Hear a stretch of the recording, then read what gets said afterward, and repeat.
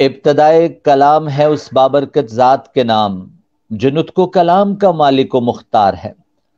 صد شکر اس پاک پروردگار کا کہ جس نے لفظوں کی حرمت کو سمجھنے کے لیے ذہن اور بیان کے لیے زبان عطا کی۔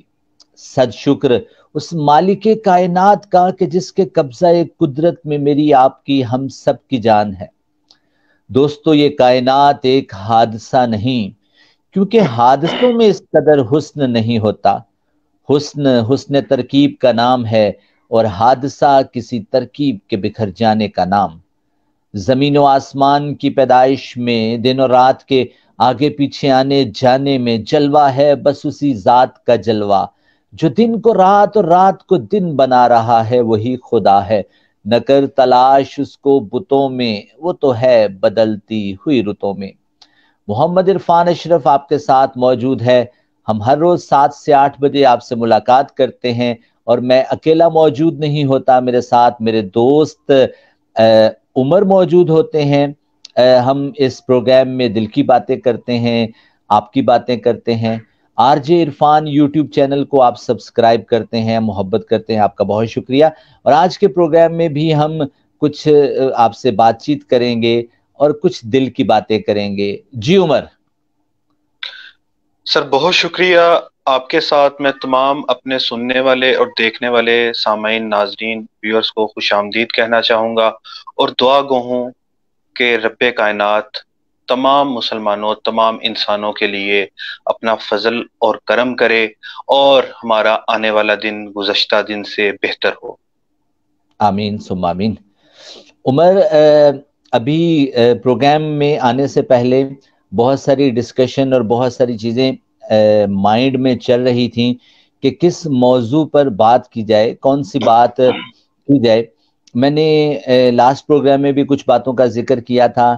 ہمارے استاد محترم سے کسی نے پوچھا کہ آسان فقیری بتا دیں، تو آپ نے فرمایا کہ 40 دن تک تم نے جھوٹ نہیں بولنا، اور پھر تمہاری زبان سے جو نکلے گا سب سچ ہوگا۔ جی عمر، آپ کیا کہتے ہیں؟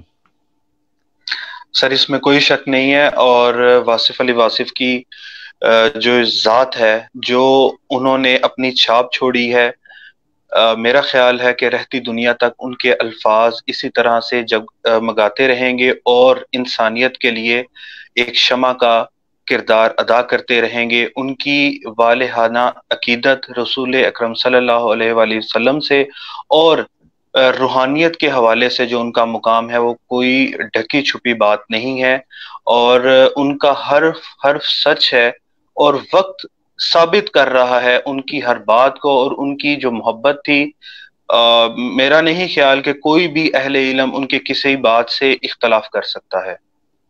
عمر، آپ نے مجھے ایک بات سنائی تھی کہ میں پروگرام میں عرفان بھائی آپ کو دوبارہ سناؤں گا، اگر یاد ہے تو بتائیں۔ کسی نے نا ان سے پوچھا کہ سائنس بہت ساری چیزیں عیاں کر رہی ہے، اور جن کا ذکر ہمیں اسلام میں نہیں ملتا۔ انہوں نے بڑی ہی خوبصورت بات کی کہ اسلام علم نہیں ہے، اسلام عمل کرنے کی بات ہے۔ اسلام کو آپ ثابت کرنے کی کوشش نہ کیجیے، اسلام صرف اور صرف اتنا ہے کہ اس پر عمل کیا جائے، معاف کرتے جائیں، کبھی معافی مانگ لیں، کبھی کسی کو معاف کر دیں، یہی زندگی کا خلاصہ ہے۔ عمر، آپ نے معاف کرنے اور معافی مانگنے کی بات کی، تو میں نے ایک دفعہ آپ نے استاد محترم سے پوچھا کہ سول سیٹسفیکشن کی کوئی تھراپی بتائیں۔ میں اپنے دل کو پیوریفائی کرنا چاہتا ہوں، اپنی روح کو پیوریفائی کرنا چاہتا ہوں، تو سول سیٹسفیکشن کس طرح حاصل ہوتی ہے؟ تو انہوں نے کہا کہ لالچ، جسم پرستی، لوبھ، اس طرح کی کچھ اور باتیں، بغض، حسد، یہ سب سکون قلب کے دشمن ہیں۔ پھر آپ نے کہا کہ اچھا چلو ایک کام کرتے ہیں۔ استاد محترم نے کہا کہ آنکھیں بند کرو۔ میں نے آنکھیں بند کی۔ آپ نے کہا کہ اپنے آنکھوں کو بند کر کے کوشش کرو کہ اپنے دل ہی دل میں ساری کی ساری جو چیزیں ہیں ان کو رفع کرو، دور کرو، اور صرف اپنے دل میں اپنے اللہ کو یاد کرو۔ اپنے دل میں آنکھیں بند کر کے اپنے اللہ کو آواز دو، 3 دفعہ اپنے اللہ کو آواز دو. آنکھیں بند تھیں, اللہ اللہ اللہ 3 دفعہ آواز دی, اور پھر کہا اب دھیان لگاؤ. اور دھیان لگانے کے بعد بہت آسان سا ایک کام کرو کہ وہ تمام لوگ جنہوں نے زندگی میں کبھی نہ کبھی کہیں نہ کہیں تمہیں تکلیف پہنچائی ہے, تمہارا نقصان کیا ہے, تمہارا برا چاہا ہے, ان سب کو اپنے سامنے بٹھا لو. آنکھوں ہی آنکھوں میں جب ان کو بٹھانا شروع کیا تو عمر یقین مانے بہت لمبی لائن تھی, یوں لگتا تھا جیسے ساری دنیا ہی نے میرا نقصان کیا. پھر آپ نے کہا کہ اچھا اب اللہ کی رضا کے لیے ان سب کو معاف کر دو. میں نے کہا سر یہ تو بہت مشکل کام ہے کہ جن لوگوں نے آپ کو نقصان پہنچایا ہو آپ ان کو یک لخت معاف کرنے کا کہہ رہے ہیں. بہرحال معاف کیا. پھر اس کے بعد انہوں نے کہا کہ اب ان لوگوں کے بارے میں سوچو کہ جن کو زندگی میں تم نے کہیں تکلیف دی ہے. تو یقین ماننے کہ آنکھیں بند کی تو بہت سارے چہرے آنکھوں کے سامنے آن بیٹھے کہ یہ بھی کہ ان کا میں نے زندگی میں بڑا نقصان کیا ہے. تو پھر آپ نے کہا, استاد محترم نے کہا کہ آپ ایک کام کرو, اب یا تو ان سے جا کر معافی مانگو, اگر ایسا ممکن نہیں ہے زندگی میں وہ آپ سے کبھی مل نہیں سکتے تو پھر اللہ کی رضا کے لیے اللہ کے آگے ایک اپلیکیشن فارورڈ کرو کہ یہ تمہیں معاف کر دیں, اور پھر دوسرے تیسرے دن اس ایکسرسائز کو جاری رکھو, اور امید ہے کہ یہ آپ کی لسٹ آہستہ آہستہ کم ہوتی جائے گی. تو آپ نے جو بات کہی ہے نا کہ معاف کر دو, معافی مانگ لو, تو آسان فقیری میں بہت بڑا کام یہ ہے کہ آپ اللہ کی رضا کے لیے لوگوں کو معاف کر دیں اور اللہ کی رضا کے لیے لوگوں سے معافی مانگ لیں, منفعت بخش ہو جائے اور لوگوں کو معاف کر دیں. یہی سب سے آسان زندگی ہے, یہی اچھا کام ہے, یہی اچھی بات ہے. جی عمر. سر ہم اسی وجہ سے اپنی زندگی کے اندر بیشتر معاملات کے اندر کنفیوژن کا شکار رہتے ہیں, مائنڈ کلیئرٹی ہمیں نہیں مل پاتی, اور بے سکونی اسی کی ایک جڑ ہے. سرکار واصف علی واصف کا ایک قول ہے, تسلیم کے بعد تحقیق گمراہی ہے. یعنی کہ آپ نے اگر کسی چیز کو تسلیم کر لیا ہے تو اس کو آپ پھر مان لیں, اس کو آپ ایکسپٹ کر لیں مکمل طور پر, دل سے بھی اور دماغ سے بھی. صرف اور صرف ہماری ڈپریشن اور انزائٹی جو ہماری سوسائٹی کے اندر دن بہ دن بڑھتی چلی جا رہی ہے, اس کا ایک مین کاز کنفیوژن ہے, لیک آف ڈیسیژن میکنگ ہے, اور دیگر معاملات کے اندر جس طرح سے آپ نے بھی ذکر کیا, یہ مراقبے کی ہی ایک شکل ہے جس کو ماڈرن سائنس کے اندر میڈیٹیشن کا نام دیا جاتا ہے. میڈیٹیشن کے اندر بھی ہم اسی طرح سے کرتے ہیں کہ آنکھیں بند کرنے کے بعد انہی تمام چہروں کو اپنی تصور نگاہ کے اندر لے کر آتے ہیں, اور ان کے بعد ان سے معافی کا مطالبہ, یعنی کہ ان سے معافی مانگی جاتی ہے. اس سے اس شخص کو کوئی فائدہ ہو یا نہ ہو, آپ کی ذات کو بہت فائدہ ملتا ہے قدرت کی طرف سے, کہ آپ کو ایک تسکین اور سکون کی نیند میسر آتی ہے. آپ کی لائف کے اندر ایک ڈسپلن اور ایک ہم آہنگی کا مظاہرہ دیکھنے کو ملتا ہے. عمر, ابھی ہم نے رابن شرما کی کتاب منک سولڈ ہز فراری میں یہ بڑا زبردست کانسیپٹ پڑھا, ڈسکس کیا, اور آپ سے بڑی ساری اس پہ ڈسکشن بھی ہوئی کہ آپ اس کو سین کہہ لو کہ سین کچھ یوں ہے کہ ایک شخص کے پاس ایک بہت بڑا بنگلہ ہے, اور وہ بنگلہ فلی فرنشڈ ہے, اس میں دنیا جہاں کی تمام نعمتیں اس کے پاس موجود ہیں. اور پھر کچھ لوگ آتے ہیں, ان کے ہاتھوں میں اوزار ہیں, ڈنڈے سوٹے پکڑے ہیں, وہ گھر کا دروازہ نوک کیے بغیر کوئی ادھر سے کوئی ادھر سے وہ آپ کے گھر میں داخل ہو جاتے ہیں, اور گھر میں داخل ہونے کے بعد وہ اپنے ڈنڈوں سوٹوں کے ساتھ آپ کے سارے گھر کو توڑ دیتے ہیں, اور توڑنے کے بعد واپس چلے جاتے ہیں. اب آپ اگلی دفعہ پھر گھر فرنش کرتے ہو, اور کرنے کے بعد آپ ایک کام کرتے ہو کہ گھر کے باہر 2-3 گارڈز بٹھا دیتے ہو. Robin Sharma monk sold his Ferrari میں جس کانسیپٹ پہ بات کرتا ہے وہ کہتا ہے کہ آپ کا گھر آپ کا جو مائنڈ ہے یہ ایک بڑا خوبصورت گھر ہے، فلی فرنشڈ گھر ہے، جو گاڈ نے، جو اللہ نے، یا جس کو بھی آپ اپنا خدا مانتے ہو، اس نے آپ کو یہ عطا کیا ہے۔ اب اس گھر کا جو مائنڈ ہے یہ بالکل فرنشڈ ہے۔ اب جو ڈنڈے سوٹے پکڑے ہوئے لوگ کون ہیں؟ یہ غلط سوچیں ہیں، یہ غلط خیالات ہیں جو آپ کے گھر میں داخل ہوتے ہیں، اور مزے کی بات یہ ہے کہ ہم ان سوچوں کو اپنے گھر میں داخل ہونے کی اجازت دے دیتے ہیں، اور وہ آ کر ہمارے دماغ کی دئی کر دیتے ہیں، وہ ہمارے دماغ کا ستیہ ناش کر دیتے ہیں، وہ ہمیں انزائٹی، ڈپریشن اور سٹریس میں لے آتے ہیں، اور وہ ہمارا بالکل دماغ پاگلوں کی طرح کر دیتے ہیں۔ کہتے ہیں کہ 80 to 90,000 تھاٹس اور خیالات انسان کے دماغ میں آتے ہیں، جن میں سے 80 to 90% جو ہیں وہ نیگیٹو خیالات ہوتے ہیں۔ تو آپ نے کرنا یہ ہے کہ پازیٹو خیالات کے لیے آپ نے اس گھر کے باہر دربان بٹھانے ہیں، سخت قسم کے دربان بٹھانے ہیں کہ جنہوں نے نیگیٹو تھاٹ کو اندر آنے نہیں دینا۔ پازیٹیوٹی کو اندر آنے کے لیے آپ کیا کرو گے؟ آپ لوگوں کو معاف کریں، لوگوں سے معافی مانگیں۔ لالچ، حسد، بغض، کینہ، نفس پرستی، جسم پرستی، یہ سب اگر آپ اپنے مائنڈ میں داخل نہیں ہونے دیں گے تو پھر قلب کا، مائنڈ کا سکون مل جائے گا، پھر سول سیٹسفیکشن ہوگی۔ جی عمر۔ سر میں تھوڑا سا اس کا پریکٹیکل دیکھنا چاہوں گا۔ جو ایک لے مین ہے، جو ایک عام آدمی ہے، اس کو ہم سادہ الفاظ کے اندر کس طرح سے سمجھا سکتے ہیں کہ وہ اس کو جو ایک ڈیلی روٹین میں جس فرسٹریشن کا اور جس ڈپریشن کا سامنا کرنا پڑ رہا ہے، وہ کس طرح سے نیگیٹو انرجیز کو اوائڈ کر کے پازیٹیو انرجیز کو انگیج کر سکتا ہے؟ یہ آپ بتائیں گے کہ مجھ سے پوچھ رہے ہیں؟ میں سر آپ سے عاجزانہ اچھا سوال جی، کر رہا ہوں۔ جزاک اللہ، جزاک اللہ۔ وہ ہمارے پروگرام میں چونکہ ہمارے بہت سارے جو ویورز ہیں انہوں نے کہا یار آپ بڑی سیریس باتیں ایک دوسرے کے ساتھ کرتے ہیں، تھوڑا سا ہنسا کریں، تھوڑا سا مسکرایا کریں، ایک دوسرے سے چٹ چاٹ اس انداز سے ہو کہ باتیں بھی ہوں۔ تو اچھا، پریکٹیکل لائف میں یار یہ بڑی آسان سی باتیں ہیں۔ دیکھیں، آپ کے سامنے میں ہوں یا آپ خود ہیں، ہمارے ساتھ اس قسم کے واقعات ہو، ہر بندے کے ساتھ بہت ساری فیملی سسٹم ہے، سوشل سیٹ اپ ہے، ہمارا اکنامک سسٹم ہے، اور ہم بھی اکنامک سسٹم سے ڈسٹرب ہوتے ہیں، ہم بھی سوشل سیٹ اپ سے ڈسٹرب ہوتے ہیں۔ ہمارے بھی بہت سارے رشتہ دار ایسے ہیں جو جن کو ہم اچھے نہیں لگتے، تو پھر ہم کیا کریں؟ پھر اس کے لیے کیا کیا جائے؟ تو اس کے لیے کرنا یہ ہوتا ہے کہ آپ کو اپنے مائنڈ میں ان نیگیٹو خیالات کو لانے کے لیے روکنا ہے۔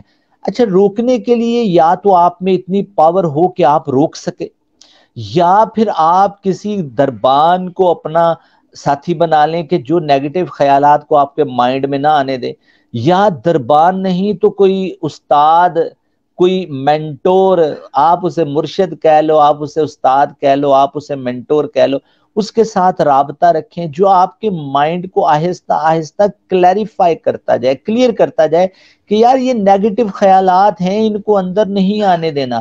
اور دیکھیں، معاف اسی کو تو کرنا ہے نا جس نے آپ کو تکلیفیں دی ہیں، ورنہ تو زندگی بڑے سکون کی بات ہے۔ آپ کو کسی نے تنگ کیا ہے، آپ ذرا غور فرماؤ کہ وہ بڑھیا جو روزانہ آپ سرکار پر صلی اللہ علیہ وآلہ وسلم پر کوڑا پھینکا کرتی تھی، تو اس کو معاف کیسے کیا ہے آپ نے؟ آپ وہ بیمار ہوتی ہے، آپ اس کے گھر تشریف لے جاتے ہیں، اس کا حال پوچھتے ہیں، پھر اس کے بعد جب آپ مکہ فتح کرنے کے لیے آتے ہیں 10,000 کا لشکر لے کر، عاجزی کا یہ عالم ہے کہ آپ کا سر مبارک جھکا ہوا ہے اور وہ اونٹ کی کوہان تک لگ رہا ہے، اور جب وہ وہاں پہنچتے ہیں تو وہاں مکہ میں فتح کرنے کے بعد دو بڑے کام کرتے ہیں۔ ایک تو کعبۃ اللہ کے اندر 360 بتوں کو گراتے ہیں، اچھا، اور اس کے بعد دوسرا کام یہ کرتے ہیں کہ عام معافی کا اعلان کرتے ہیں۔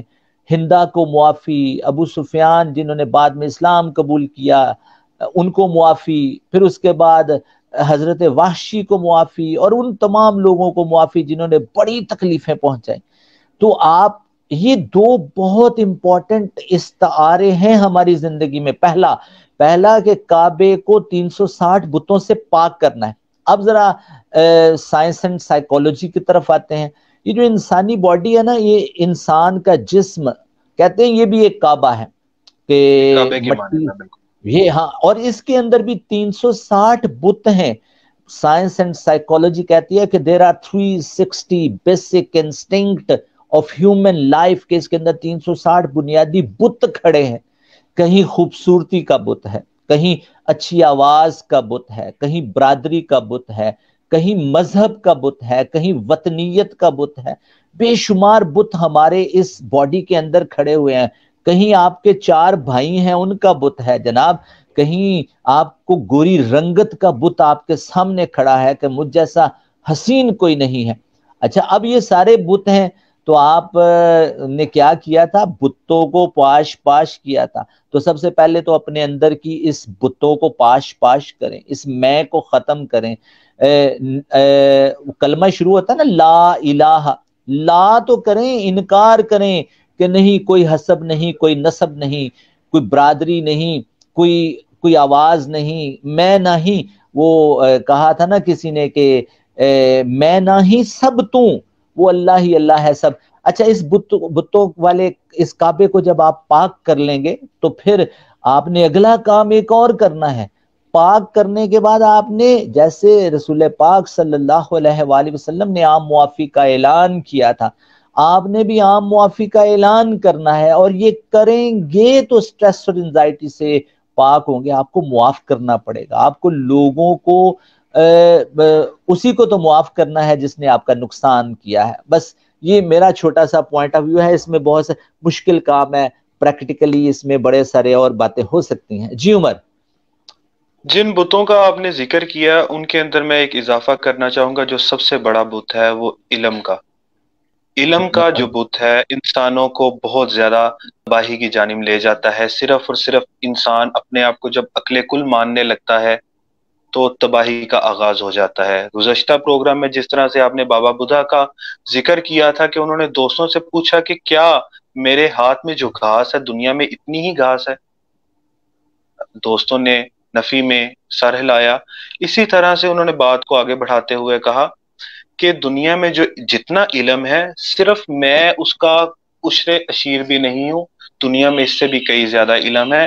انسان کو اپنی پریکٹیکل لائف کے اندر جب تک آپ اس بات کو ایکسیپٹ نہیں کرتے، ہمیں دوسروں کے نظریات اور دوسروں کے تجربات ہمیں نفی میں معلوم ہوتے ہیں. ہم ان کو ایکسیپٹ نہیں کر پاتے جب تک ہم ان کے آئیڈیاز کو یہ کہہ کر تسلیم نہیں کر لیتے کہ اس کی بات بھی ٹھیک ہے، میری بات بھی ٹھیک ہے. ہمیں دوسروں کے نظریات کو بھی اسی طرح سے قبول کرنا چاہیے جس طرح سے ہم اپنی بات کو دوسروں پر تھوپنے کی کوشش کرتے ہیں. آپ کا پوائنٹ آف ویو 100% ٹھیک ہے. آپ ذرا غور کریں کہ ہمارے یہاں پر علم کے بت نے تو بڑے سارے کام خراب کیے ہیں. It is not difficult to do what is right, but it is very difficult to know what is right. ہم یہاں پر تو عجیب و غریب قسم کے چکروں میں پڑے ہوئے ہیں. میں کی باتیں ہیں. میں سے ایک بات یاد آ گئی کہ وہ ایک روئی دھنتے ہیں. ہماری پنجابی میں اسے کہتے ہیں روئی پنجنا. ہمارے یہاں پر روئی پنجنے جاتے ہیں. ہمارے رضائیاں جب اس کو لگندنا کہتے ہیں، تو رضائیاں جب لگندی جاتی ہے نا اس کو روئی پنجنا کہتے ہیں. تو اس کو روئی کو دھننے کے لیے ایک چھڑی ہوتی ہے. وہ جو چھڑی ہوتی ہے نا وہ بکری کی آنت سے بنی ہوتی ہے. وہ سفید رنگ کی چھڑی ہوتی ہے، اور وہ جو روئی پنجنے والا ہوتا ہے، دھننے والا ہوتا ہے، وہ اس کو اس طرح کر کے نا مارتا ہے روئی کے اوپر، ہلکی ہلکی مارتا ہے. تو اس کے اندر سے ایک آواز نکلتی ہے. آواز نکلتی ہے تو کی آواز نکلتی ہے. تو جب وہ آواز نکل رہی تھی تو ایک اور بابا ساتھ بیٹھا تھا، اور بابے نے کہا ساری عمر میں کر دی رہی ہیں تے مرن تو بعد تو تے آ گئی ہیں. ہم بھی ایسے ہی کرتے ہیں، ساری عمر میرا لیکچر. میں نے جب وہاں پر یہ لیکچر دیا نا تو اس میں یہ کام ہوا. پھر میں نے کہا جب میں نے جو پوائنٹ آف ویو بتایا تھا نا اس پہ اتنے لائکس آئے، اور یہ لائکس کے چکروں میں اور ویورشپ کے چکروں میں بھی ہم بڑا سارا نا پریشان ہو رہے ہیں آج کل، یار میری ویڈیو پہ اتنے لائک ہیں. آپ پازیٹیو بات کریں، لائکس اور ویورشپ کو چھوڑیں. آپ اللہ کی رضا کے لیے اپنے آپ کو سرنڈر کرتے ہوئے اگر آگے چلیں گے تو بہت ساری آسانیاں ہوں گی. جی عمر آپ اپنے میری حصے آواز سن پا رہے ہیں؟ جی سر، لاؤڈ اینڈ کلیئر بالکل مجھے آواز آ رہی ہے آپ کی. ایک اپنے مجھے حصے کی شعر ہم یاد آ گیا. جی جی من میں ارشاد. دیکھا، من میں دیکھا، من میں ڈھونڈا، من میں بیٹھا کوئی، من ہی من میں دیوانے نے بوٹی عشق کی بوئی، من میں پایا اس نے اس کو ڈھونڈے باہر زمانہ، دیوانہ ہے وہ دیوانہ. جی عمر. سر اقبال کا بھی شعر ہے کہ اپنے ہی من میں ڈوب کر پا جا سراغ زندگی. سر بات جتنے بھی فقہا، جتنے بھی مشاہیر، جتنے بھی اسکالر، جتنے بھی انٹلیکچوئلز ماضی میں گزرے ہیں، ان کا اسکول آف تھاٹ ایک ہی تھا، اور آج بھی ہم اپنی بات کو اسی طرف لے کر جانا چاہیں گے کہ سب سے پہلے ہم نے اپنی ذات کی نفی کرنی ہے. جب تک ہم اپنی ذات کی نفی نہیں کر سکتے، ہم دوسروں کو پوائنٹ آف ویو کو نہیں سمجھ پائیں گے. سر ہمارے سوسائٹی کے اندر جو بیشتر مسائل ہیں، ان کی مین کاز، جو بڑی وجہ ہے، وہ صرف اور صرف ذات کی انا، اپنی انا کی جنگ ہے. اور آج آپ کو سوشل میڈیا کے اوپر، مین سٹریم میڈیا کے اوپر، آپ کو اپنی سوسائٹی کے اندر یا اپنی فیملی کے اندر مین جو پرابلمز نظر آتی ہیں، وہ صرف اور صرف اسی وجہ سے ہیں کہ ہم اپنے آپ کو کچھ سمجھتے ہیں.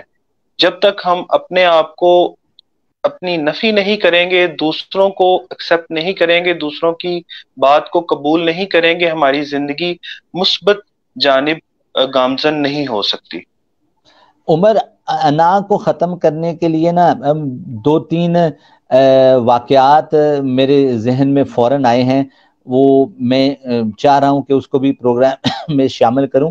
ہماری جو پاکستان کی سرزمین ہے نا، یا ہندوستان پاکستان کی سرزمین، یہ فن پہلوانی کے لحاظ سے بہت زرخیز ہے. اور ہمارا جو پہلوان ہوا کرتا تھا نا، وہ پورا درویش بابا ہوا کرتا تھا. گجرانوالہ میں رحیم سلطانی والا، اور جس علاقے میں ہم رہتے ہیں گوگا پہلوان، اور لاہور میں جو پہلے امرتسر کے تھے گھاما پہلوان، بھولو پہلوان اور جھارا پہلوان، یہ جو خاندان ہے. بھولو پہلوان رستم زماں کا دنگل جیت کر واپس آئے. جب رستم زمان یعنی ورلڈ چیمپئن شپ جیت کر آئے تو ایک پنچایت کا اہتمام کیا گیا، بڑے بڑے پہلوانوں کو دعوت دی گئی، بڑی بڑی چارپائیاں آپ نے گجرانوالہ کے کلچر میں اور گاؤں کے کلچر میں دیکھا ہوگا. بڑی چارپائیاں ہوتی ہیں، اس کو منجا کہتے ہیں، بڑے بڑے منجے، بڑی بڑی چارپائیاں. ان چارپائیوں پر بڑے بڑے لوگ خلیفے بیٹھے ہوئے تھے. خلیفے پہلوانوں کے استادوں کو کہتے ہیں. گاما پہلوان بھولو کا تایا بھی تھا اور اس کا بھولو کا استاد بھی تھا. تو استاد اس اوپر بیٹھے ہیں، اور مزے کی بات ہے جس بندے نے ورلڈ چیمپئن شپ جیتی ہے، جو رستم زماں ہے، وہ زمین پر بیٹھ کر اپنے استاد کے پاؤں دبا رہا ہے. باقی سارے لوگ، چھوٹے شاگرد، بڑے شاگرد، سارے اوپر چارپائیوں پر بیٹھے ہیں. تو استاد حکا پیتے پیتے گاما پہلوان نے آواز دی، او پولو. وہ پولو کہتے ہیں جی استاد جی، اور جا چلم تا کے لیا. وہ جناب اٹھا، فوراً حکا تازہ کر کے لاؤ. بھولو حکا تازہ کرنے چلا گیا، حکا تازہ کر کے وہ لے آیا، لا کر اس نے اپنے استاد کے سامنے رکھا. تو استاد کو حکا دیا اور خود پھر نیچے بیٹھ گیا. تو گاما کہتا ہے او پولو اٹھے، اور جفی پا. اس کو اس نے اپنے ساتھ بٹھایا، پگ اس کے سر پہ رکھی. اس نے کہا تمہیں پتا ہے کہ میں تینوں چلم تانستے تینوں ہی کیوں کیا؟ وہ کہتا نہیں استاد جی مجھے کیا پتا. تو اس نے بڑا زبردست فکرہ کہا. اس نے کہا کہ اس لیے تاکہ گھمنڈ تمہارے دماغ میں کہیں نہ آ جائے کہ میں تو ورلڈ چیمپئن بن گیا ہوں، تو میں تو رستم زماں بن گیا ہوں. تو ہمارا جو کلچر ہے وہ ہمیں عاجزی سکھاتا ہے. جو کہتے ہیں نا کہ جتے دا مل کوڈی پیندا تے ہارے دا مل ہیرا. تو وہ جناب یہ جو ہمارے استاد ہوتے تھے نا، یہ ہمیں عاجزی ہی کا تو سبق سکھاتے تھے. آپ جتنے عاجز ہو جائیں گے اتنی ہی آپ کی آپ کی بلے بلے ہوگی. تو عاجزی ہی کو، جھکے ہوئے درخت کو پھل لگتا ہے، تنے ہوئے درخت پر کبھی پھل نہیں لگتا. عمر جی. بے شک سر، بہت خوبصورت بات کی. اسی کے ساتھ میں بھی دو واقعات آپ کی نظر کرنا چاہوں گا، اپنے ویورز کے سامنے پیش کرنا چاہوں گا. گاما پہلوان جس وقت رستم زماں بن گیا، اس کے بعد کا ایک واقعہ ہے کہ گھر سے نکلے اور گاما صاحب ایک چونک میں آئے. وہاں پر ایک دکاندار نے باٹ جس سے وزن تولا جاتا تھا وہ ان کے سر پر دے مارا. پتھر جو تھا ان کے سر پہ لگنا تھا کہ خون کا فوارہ چھوٹ گیا، نکلنے لگا. پہلوان صاحب نے ایک کپڑا جو ان کے کندھے پر تھا انہوں نے اپنے سر پر رکھا اور گھر کو روانہ ہو گئے. ارد گرد جو لوگ موجود تھے، جب دوبارہ ان سے ملاقات ہوئی تو انہوں نے کہا پہلوان صاحب اگر آپ ایک ہاتھ بھی اس دکاندار کو دے مارتے تو وہ شاید تڑپ کر اپنی جان دے دیتا. ایسی بزدلی کی آپ سے توقع نہ تھی. بڑا ہی خوبصورت جواب انہوں نے دیا کہ آج میں جو پہلوان ہوں، رستم زماں ہوں، میری طاقت نے مجھے رستم زماں نہیں بنایا، میری برداشت نے بنایا ہے. اور میں اس وقت تک رستم زماں رہوں گا جب تک مجھ میں یہ برداشت باقی رہے گی. واہ، ماشاءاللہ. اسی کے ساتھ مجھے ایک اور واقعہ یاد آ رہا ہے. ظہیر الدین بابر جنہوں نے مغلیہ سلطنت کی بر صغیر میں بنیاد رکھی، ان سے کسی نے پوچھا کہ آپ کو آپ کی زندگی میں سب سے بڑی فتح کامیابی کیا ہے؟ انہوں نے کہا کہ میری پوری زندگی کی کامیابی، 2.5 کامیابی انہوں نے لفظ استعمال کیا کہ میری 2 اور 1 آدھی کامیابی ہے.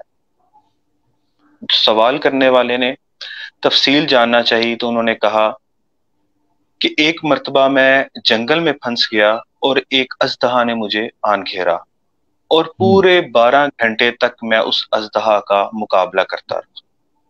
اپنی دوسری کامیابی انہوں نے کس بات کو قرار دیا کہ جب انہوں نے ہندوستان میں اپنی سلطنت کی بنیاد رکھ دی، اس کے بعد ایک دشمن ان کا جو ایک ریاست کا سربراہ بھی تھا ان سے ملنے کے لیے آیا.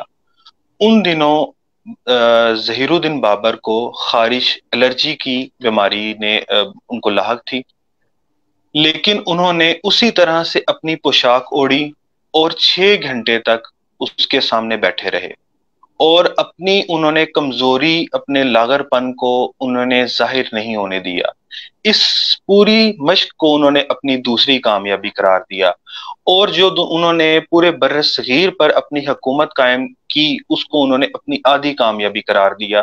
آپ اس بات سے اندازہ لگا سکتے ہیں کہ جتنے بھی سکسیسفل لوگ ہیں جنہوں نے زندگی میں دنیا میں اپنا نام پیدا کیا ہے، ٹیمپرامنٹ کو کنٹرول کرنا اور اپنی برداشت پر عبور حاصل کرنا کتنا ضروری رہا ہے ان کی زندگی کے اندر.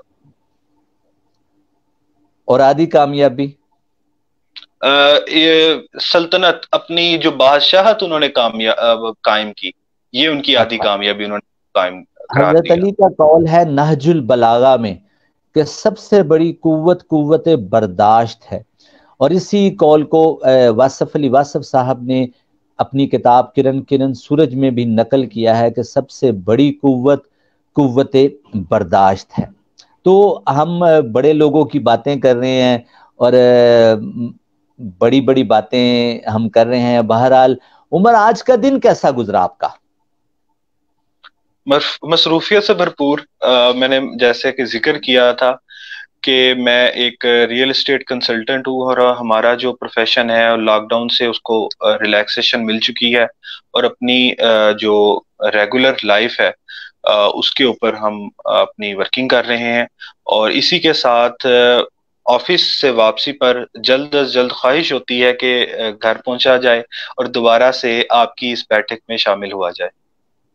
اور اس کے علاوہ کیا آپ سمجھتے ہو کہ لوگ جو ہیں وہ آج ابھی لاک ڈاؤن کو سیریسلی آبزرو کر رہے ہیں کہ نہیں؟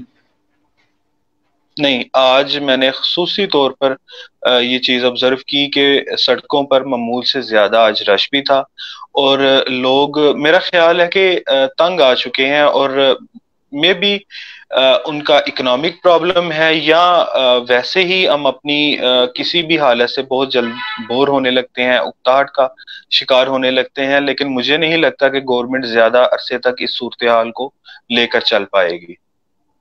اور ابھی آپ نے مجھے ایک زاویہ کا کچھ سنانا بھی تھا، اگر آپ کے پاس موجود ہے تو۔ انشاءاللہ سر، کل کے پروگرام ہم مکمل طور پر نا اشفاق صاحب کی ذات کے اوپر، ان کی زندگی کے اوپر، اور ان کے جو کتابیں ہیں، جو انہوں نے ڈرامے لکھے، اس کو لے کر ہم چلیں گے، اور میرا خیال ہے کہ ہمیں کل کے پروگرام کے لیے اسے بچا کر رکھنا چاہیے۔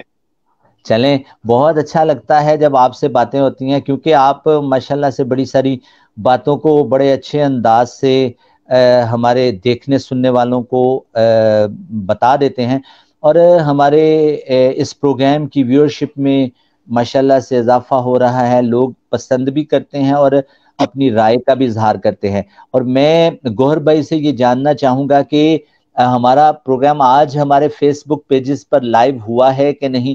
اگر آپ ہمیں تھوڑا ہنٹ دے دیں تو پھر ہم اس کو آگے لے کر مزید چلتے ہیں۔ جی بالکل لائیو ہے سر، آپ کے پیجز پہ لائیو ہے، جو آپ کے پرسنل پیجز بھی ہیں، اور جو ہمارے پروفیشنل پیج ہم کنٹینیو کرنا ہے اس کے اوپر لائیو ہے۔ آپ اس کو کوئی کرونا کی جو کرنٹ صورتحال ہے، اگر آپ کے پاس انٹرنیشنل اسٹیٹسٹکس ہوں یا پوری دنیا کے اندر کیا چل رہا ہے، تو اس کو تھوڑا سا ڈسکس کر لیتے ہیں، کیونکہ ابھی اچھا چلیں، اس کو بتانے سے پہلے ایک بات میرے ذہن میں آ گئی ہے، اور وہ میں نے مولانا روم کی بات پڑھی تھی، اور اسی بات کو واصف صاحب کی کتاب میں بھی نقل کیا گیا ہے۔ ایک کانسیپٹ ہم استعمال کرتے ہیں عمر، اس کو ہم کہتے ہیں مرنے سے پہلے مرنے کا کانسیپٹ، اور کہتے ہیں کہ اگر آپ مرنے سے پہلے مرنے کی پریکٹس کر لو نا، تو پھر مرنے کے بعد ظاہر ہونے والے جو واقعات ہیں وہ مرنے سے پہلے ظاہر ہونا شروع ہو جاتے ہیں۔ چلیں اس کو ذرا آسان کرتے ہیں کہ رومی کہتے ہیں کہ ایک شخص نے ایک طوطا پال رکھا تھا، طوطے کو اس نے قید کیا ہوا تھا، طوطا بولتا تھا، بڑی باتیں کرتا تھا، طوطے کے ساتھ اس کا دل بڑا لگا ہوا تھا، لیکن قید ہوتی ہے، اور طوطا اپنی قید سے بڑا تنگ تھا۔ اس شخص نے اپنے روزگار کے سلسلے میں کتابوں میں لکھا ہے ہندوستان آنا تھا، کسی اور کتاب میں لکھا تھا کسی شہر میں جانا تھا، تو وہ کسی شہر میں جانے لگا، تو اس شخص نے اپنے گھر والے سارے لوگوں سے پوچھا تمہارے لیے کیا لے کر آؤں، تمہارے لیے کیا لے کر آؤں؟ سب نے اپنی اپنی چیزیں بتائیں۔ تو اس طوطے سے بھی پوچھا کہ تم بتاؤ، اس نے کہا کہ جس ملک جا رہے ہو نا، وہاں پر میری برادری رہتی ہے، اور اس برادری میں میرے بادشاہ بھی رہتے ہیں، تو ان سے جا کر میرا حال ذکر کرنا کہ میں یہاں پر ہوں اور قید میں ہوں۔ وہ چلا جاتا ہے، وہاں جا کر پہنچتا ہے، تو پہنچنے کے بعد جب اس کو کام یاد آتا ہے کہ طوطے نے بھی ایک کام کہا تھا، وہ جاتا ہے تو وہاں پہ طوطوں کی ایک بہت بڑی فوج بیٹھی ہوتی ہے، وہ جا کر کہتا ہے کہ تمہارا ایک طوطا میرے پاس ہے اور اس نے یہ پیغام دیا ہے۔ تو وہ جو بادشاہ طوطا ہوتا ہے نا، وہ تڑپ کر مر جاتا ہے، اسی طرح باقی سارے طوطے بھی تڑپ کر مر جاتے ہیں۔ وہ بڑے دکھی دل کے ساتھ آدمی واپس آ جاتا ہے، اور آ کر اپنے گھر میں پہنچتا ہے، سارے لوگوں کو ان کے تحفے تحائف واپس کرتا ہے۔ جب وہ اپنے طوطے کے پاس آتا ہے تو اسے کہتا ہے کہ یار میں بڑا رنجیدہ ہوں، کیونکہ تمہارے طوطوں کے پاس میں گیا تو جب میں نے تمہارا پیغام دیا تو وہ تمہاری جدائی سے سارے مر گئے۔ تو اتنی بات سننے کی دیر ہوتی ہے کہ یہ طوطا بھی مر جاتا ہے، تڑپ کر مر جاتا ہے۔ تو وہ بڑا پریشان ہوتا ہے، وہ طوطے کو اٹھا کر باہر پھینکتا ہے۔ جب باہر پھینکتا ہے تو یہ اڑ کر جا کر دیوار پہ بیٹھ جاتا ہے، تو کہتا ہے کہ میرے بادشاہ نے مجھے مشورہ دیا تھا کہ اگر تم زندہ رہنا چاہتے ہو تو مرنے سے پہلے مر جاؤ تو زندہ ہو جاؤ گے۔ تو یہ کہانی میں نے مولانا روم کی کتاب مثنوی سے اور خاص طور پر واصف صاحب کی کتاب سے پڑھی۔ میں نے کہا پروگرام میں آپ کو بھی سناتا چلوں۔ جی عمر۔ بہت خوب، بہت اچھا لگا۔ آپ سے درخواست ہوگی ہمیں جو آف لائن میسیجز بھی موصول ہوئے تھے اس میں بھی جو ہمارے ویورز تھے انہوں نے آپ کی خصوصاً واقعات کا ذکر بھی کیا اور آپ کی تعریف بھی کی تھی، اور آپ سے میں درخواست کرتا چلوں کہ ہمیں ضرور ایسے واقعات سے آپ نوازتے رہیے۔ اگر میرے ذہن میں آتے گئے تو دیکھیں یہ زباں جو تھی لاکھوں میں سخن گو، لوگ تکتے رہتے تھے اس کے منہ کو، یہ زباں جو آج چپ ہوئی گویا دہن میں زباں نہیں۔ جب تک اذن الہی ہوا، جب تک اس کا حکم ہوا تو بات ہوتی رہے گی، جب حکم نہ ہوا تو پھر بات خاموش ہو جائے گی۔ اور خاموشی کی زبان بھی ویسے بڑی کمال کی زبان ہوتی ہے، زندگی رہی تو خاموشی کی زبان پر بھی کسی روز بات کریں گے۔ آپ جو میسج آئے ہیں اگر اس میں کوئی اور میسج آپ کے پاس ہے تو ضرور بتائیے گا۔ سر کچھ ٹاپکس کا ذکر کیا گیا تھا کہ وہ ہم نے اپنی لسٹ ان کو کر لیا ہے، تو ہم اپنے پروگرام میں ان کو شامل بھی ضرور کریں گے۔ اور اس کے علاوہ ایک اسپیشل ریکویسٹ یہ تھی کہ کچھ جو پرومیننٹ لوگ ہیں، جو ایکسپیرینس لوگ ہیں ڈفرینٹ فیلڈ سے، ان کو ہم اپنے پروگرام میں انوائٹ کریں۔ تو میں آلریڈی اناؤنس کر چکا تھا کہ آنے والے وقت کے اندر ہم ضرور کوشش کریں گے کہ جو ہمارے رفقا ہیں، کچھ جو ایکسپرٹس ہیں، ان کو اپنے پروگرام میں ہم مدعو کریں اور ان کی آراء سے بھی ہم مستفید ہو سکیں۔ بالکل ٹھیک۔ اور کوئی آپ سوال کرنا چاہیں، پوچھنا چاہیں تو آپ ضرور بتائیں تاکہ ہم پروگرام کو مزید تھوڑی دیر اور آگے لے کر جانا چاہ رہے ہیں۔ کچھ کرنٹ ایشوز کے اوپر بات کر لیتے ہیں۔ جس طرح سے انہوں نے ایک سوال کیا تھا گوہر صاحب نے کرونا سچویشن کے حوالے سے، تو وہ انٹرپٹ ہو گیا، وہ بیچ میں ہی رہ گیا۔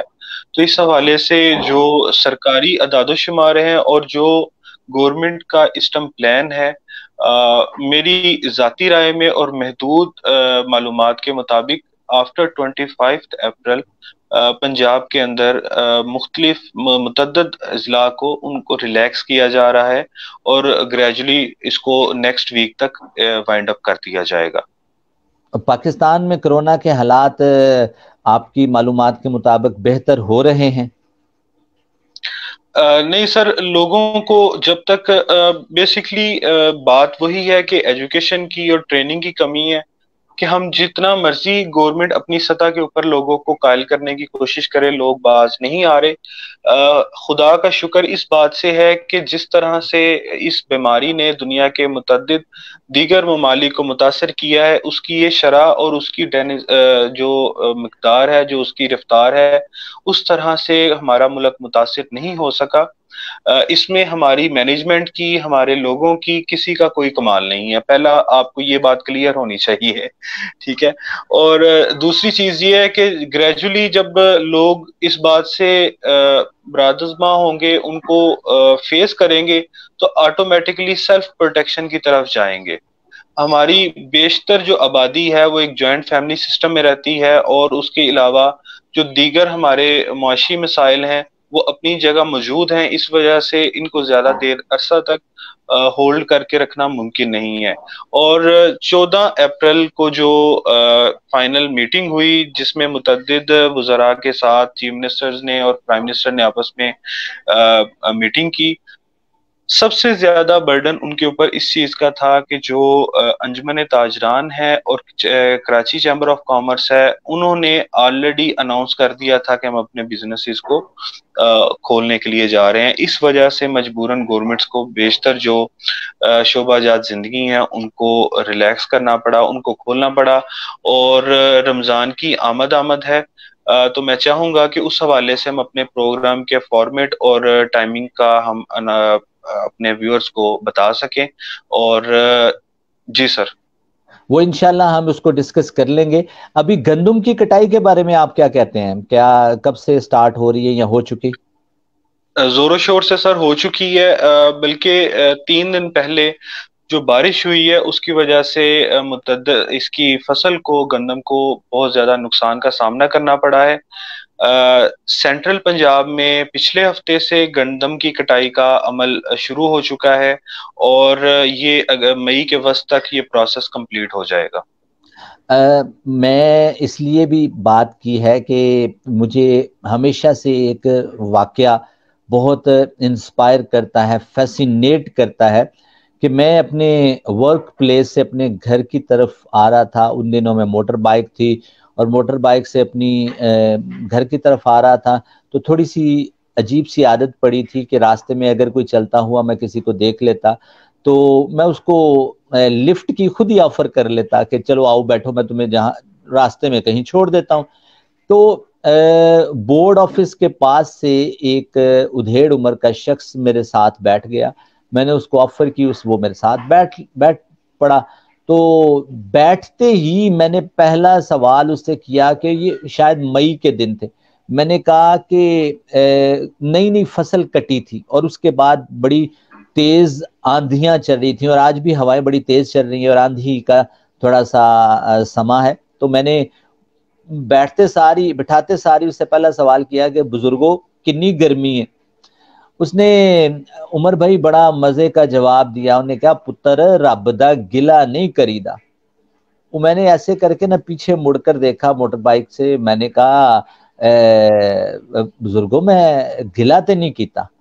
وہ کہتا ہے کہ ویہ ہون تھوڑی دیر پہلے کنکاں وڈائیاں ہوئیاں نے, کنکاں کٹیاں نے, گندم کاٹی گئی ہے, اور اب تم دیکھنا کہ زمین پر جھاڑ پھونک بکھرا ہوگا. تو تھوڑے ہی دنوں ابھی بڑی ساری ہوائیں چلیں گی, اور اتنی تیز ہوائیں چلیں گی کہ وہ خدا سوچتا یہ ہے کہ کہاں پر یہ سارے انسان جھاڑو پکڑ کر اپنی زمین کو صاف کریں گے. تو خدا ہوا چلاتا ہے, ان دنوں میں بڑی ہوائیں چلتی ہیں گندم کی کٹائی کے بعد, اور وہ ہوائیں کیا کرتی ہیں, وہ جھاڑ پھونک جو ہوتا ہے اس کو سائڈوں پر لگا دیتی ہیں اور زمین صاف ہو جاتی ہے. پھر وہ بابا کہتا ہے کہ پھر اس کے بعد دیکھنا بہت سخت دھوپ پڑے گی, اور اتنی دھوپ پڑے گی کہ زمین کے اندر کریکس پڑ جائیں گے, اور پھر اس کے بعد بارشیں ہوں گی. رب تے تواڈے نویں سال دی فصل دا انتظام کردا پیا تے تسی آندے ہو گرمی بڑی ہے. اب اندازہ کریں کہ لوگوں کہتے ہیں نا احساس کے انداز بدل جاتے ہیں, ورنہ آنچل بھی اسی تار سے بنتا ہے, کفن بھی. ایک ہی سوچ ہے, اسی سوچ سے آپ یہ گلہ کر سکتے ہو کہ یا اللہ بڑی گرمی ہے, اور اس کے بعد ایک دوسرا شخص اسی سوچ کے ساتھ یہ سوچ رہا ہے کہ گرمی نہیں ہے, اے رب نے سورج. اور آج کے دنوں میں جب کرونا بہت بڑا مرض بن کے ابھرا ہوا ہے اور ہمارے لوگ دعائیں مانگ رہے ہیں یا اللہ گرمی پا, ایک وقت ہوتا ہے یا اللہ گرمی بہت ہی پا دیتی ہے. تو اللہ کے رنگ اپنے ہیں, اور اللہ کو خود پتا ہے کہ کب کس وقت کیا انسان کے لیے بہتر ہے, وہ ہمارے لیے وہ کرتا ہے, وہ جو چاہتا ہے وہ بہتر کرتا ہے. سر ہمیں اپنے خدا پر یقین نہیں ہے. میں معذرت کے ساتھ یہ کہنا چاہوں گا, ہمیں اس پر ایمان کی حد تک صرف نام لیوا ہیں ہم, صرف اور صرف, جبکہ ہمیں ان کی خدا پہ ہمیں بھروسہ نہیں ہے. ہم صرف اور صرف اپنی باتوں کی حد تک, اپنے سمجھ لے کہ صرف ڈاکومنٹیشن کی حد تک ہم مسلمان ہیں. وہ ایک بڑے ہی خوبصورت بات کسی بزرگ نے کی کہ ہمیں دنیا میں مار اس لیے پڑ رہی ہے کہ ہم مسلمان ہیں, اور قیامت والے دن بھی مار ہم اس لیے پڑے گی کہ ہم مسلمان نہیں تھے. میں آپ کو ایک اور بات بتاؤں کہ واصف صاحب کی کتاب میں میں نے پڑھا کہ ایک دن ایک فرشتہ کسی شخص کو مل گیا, اس شخص کو پتا چل گیا یہ فرشتہ ہے. فرشتے نے اسے کہا کہ یار تم اللہ کے پاس میری کچھ ایپلیکیشنز, کچھ درخواست, کچھ عرضیاں اللہ کے پاس جو ہے نا وہ دے دو.